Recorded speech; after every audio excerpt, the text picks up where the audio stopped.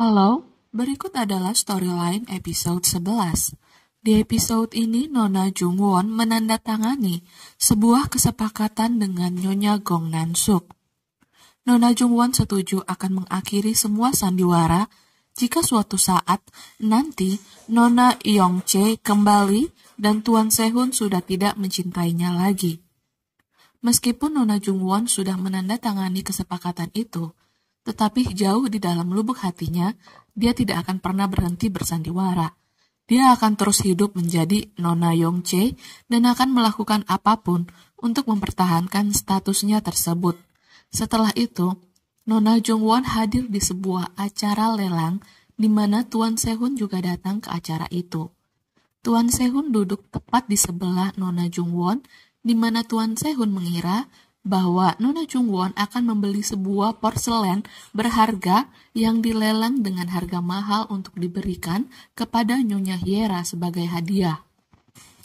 Tetapi nyatanya, Nona Jungwon membeli sebuah lukisan yang tidak terlalu diminati oleh orang lain.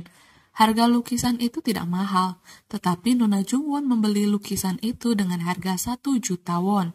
Itu adalah 2 kali lipat dari harga yang seharusnya. Tindakan Nona Jungwon menarik perhatian orang-orang yang hadir di acara lelang tersebut.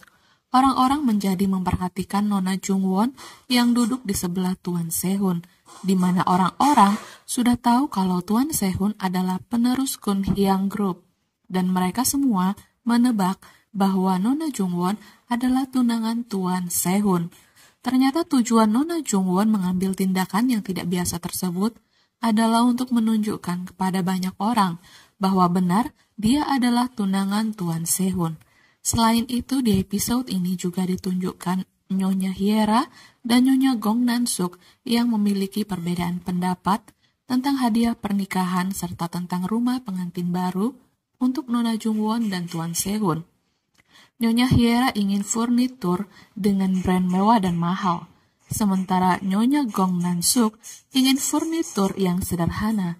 Terlebih lagi, apartemen putrinya sudah full furnitur. Nyonya Gong Nansuk ingin Nona Jungwon dan Tuan Sehun tinggal di apartemen setelah menikah, sementara Nyonya Hyera ingin Nona Jungwon dan Tuan Sehun tinggal di rumah keluarga Kun Hyang Group selama 3 tahun setelah menikah. Nyonya Gong Nansuk tidak setuju. Dia khawatir sandiwara Nona Jungwon akan terbongkar jika Nona Jungwon tinggal di rumah keluarga Kun Hyang Group setelah menikah. Tetapi tentu saja dia tidak memberitahu alasan yang sesungguhnya itu kepada Nyonya Hyera.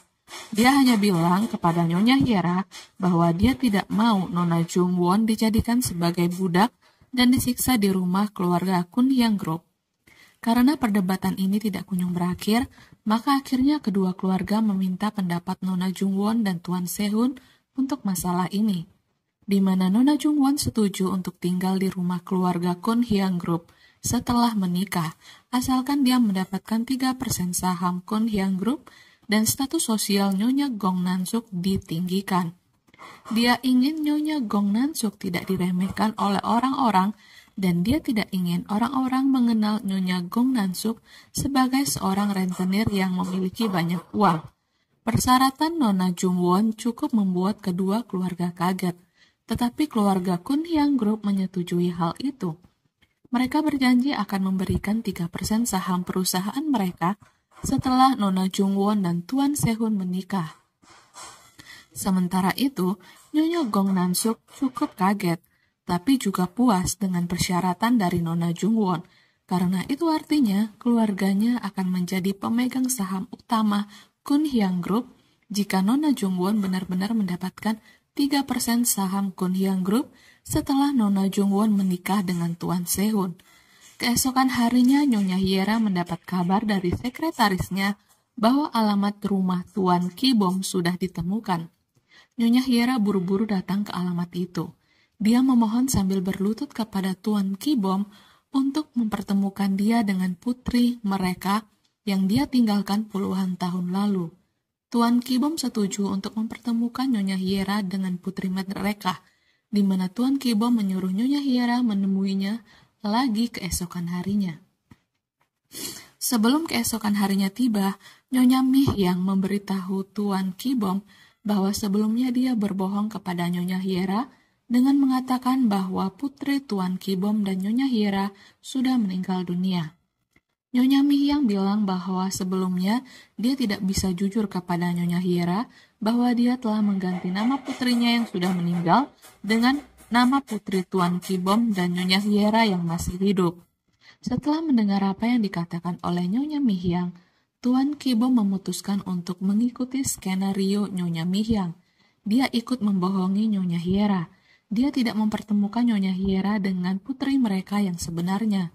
Justru, dia membawa Nyonya Hiera ke pemakaman di mana putri Nyonya Mihyang dikuburkan. Nyonya Hiera menangis histeris. Di akhir episode ini, Nyonya Mihyang salah paham ketika dia melihat Nona Jungwon dan Tuan Sehun di department store. Dia mengira Nona Jungwon selingkuh dari Tuan Hanel dengan pria lain. Dia juga mengira bahwa orang yang memberikan cincin kepada Nona Jungwon adalah Tuan Hanel. Situasi ini cukup membingungkan bagi Nona Jungwon. Dia tidak bisa jujur bahwa dia sedang bersandiwara.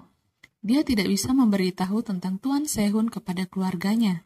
Ditambah lagi, Nyonya Mihyang menyampaikan kepada Nyonya Jungwon bahwa Tuan Kibom ingin Nona Jungwon membawa Tuan Hanel ke rumah mereka. Pada akhirnya Nona Jungwon memberitahu Tuan Hanel tentang kesalahpahaman yang telah terjadi dan meminta bantuan Tuan Hanel.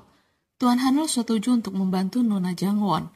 Tuan Hanel juga bilang bahwa dulu, saat dia masih kecil, saat dia mengunjungi Tuan Kibom yang dipenjara, dia menyadari bahwa Tuan Kibom bukanlah orang yang membunuh ayahnya.